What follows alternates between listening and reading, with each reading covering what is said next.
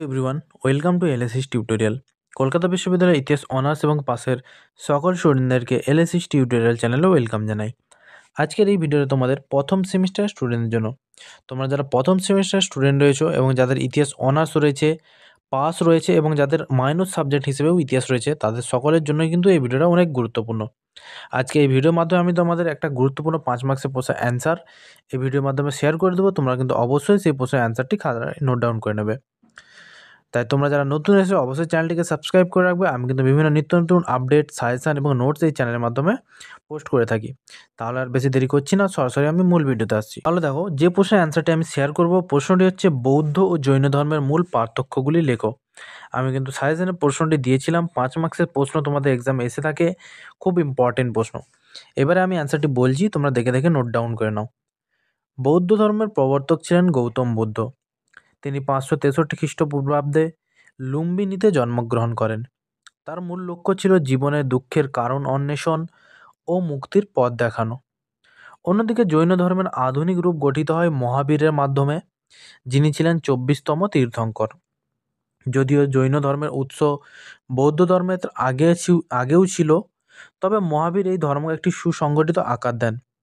অতএব দুই ধর্মই ষষ্ঠ শতকে ধর্মীয় আন্দোলনের ফল। প্রথম প্যারাটি বলে দিয়েছি। এবার দেখো দ্বিতীয় প্যারাটি কী রয়েছে। বৌদ্ধ ধর্মে আত্মার অস্তিত্ব অস্বীকার করা হয়। গৌতম বুদ্ধ অনাত্মবাদ প্রচার করেছিলেন। তার মতে মানুষের দেহ ও চেতনার সমন্বয়ে অহং গঠিত হয়। আবার বৌদ্ধ ধর্মে ঈশ্বর বা সৃষ্টিকর্তার কোনো স্থান নেই। অপরদিকে জৈনরাও ঈশ্বরের অস্তিত্বে বিশ্বাস করে না, তবে তারা সিদ্ধ আত্মাকে সর্বোচ্চ অবস্থান রাখে এবং তাকে উপাস্য হিসেবে দেখে। দুটি প্যারা বলে দিয়েছি। পরবর্তী প্যারায় যাওয়ার আগে বলে রাখি, তোমরা যদি কেউ এই পেপারে নোটস পারচেস করতে চাও, একেবারে পিডিএফ আকারে টাইপ করা নোটস, তাহলে আমার সাথে সরাসরি যোগাযোগ করতে পারো।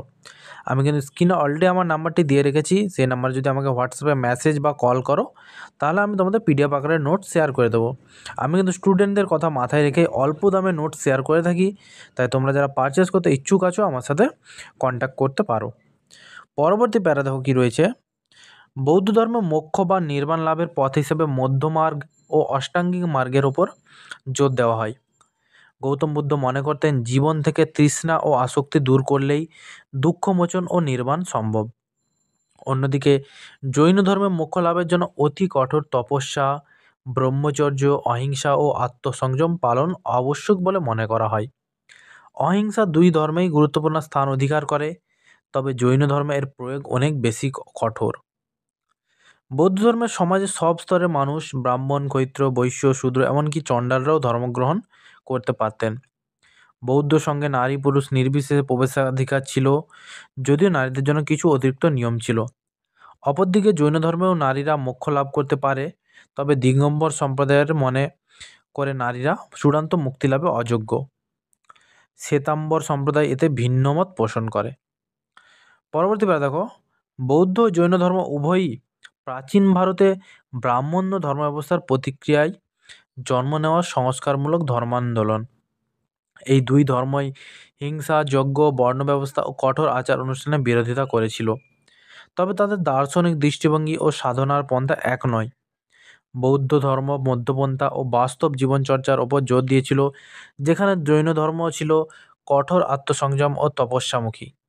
তাই বলা যায় এই দুই ধর্ম ভারতীয় সমাজে ধর্মীয় ও সামাজিক চেতনার এক নতুন দিগন্ত উন্মোচন করেছিল। তাহলে সম্পূর্ণ অ্যান্সারটি আমি শেয়ার করে দিয়েছি। তোমরা কিন্তু অবশ্যই প্রশ্নটি খাতায় নোট ডাউন করে নেবে এবং পরবর্তী কোন ভিডিও চাও তোমরা বেশি বেশি কমেন্টস করে জানাও। আমি কিন্তু তোমাদের কমেন্টের রেসপন্সের ভিত্তিতেই অ্যান্সারগুলি শেয়ার করে থাকি। তাহলে দেখা হচ্ছে তোমাদের সাথে পরবর্তী কোনো ভিডিওতে।